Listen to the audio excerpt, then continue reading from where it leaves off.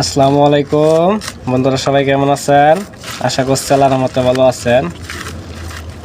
এই খেজুর গাছের পুরুষ ফুল এই যেগুলো কাইটে লই আইছি, এই যে এগুলো এখন এগুলো সারাইতেছি, এগুলো শুকাইতে দিতেছি আর কি। শুকাইলে পরে পরাগায়ন করবো।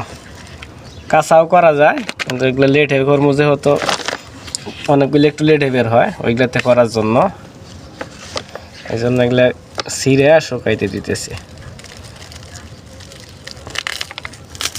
এই যে এইভাবে একটু ছোটো ছোটো করে করে নিতেছি।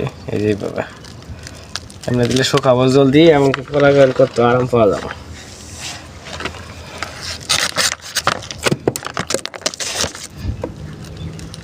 দেন কীভাবে পাউডার উড়ে, এটার ভিতরে পাউডার, এক ধরনের পাউডার আছে। এই পাউডারগুলো দিয়ে পরাগায়ন করা হয়। ওইটার গন্ধেই পরাগায়ন হয়, এই ফুলগুলোর ভিতরে থাকে।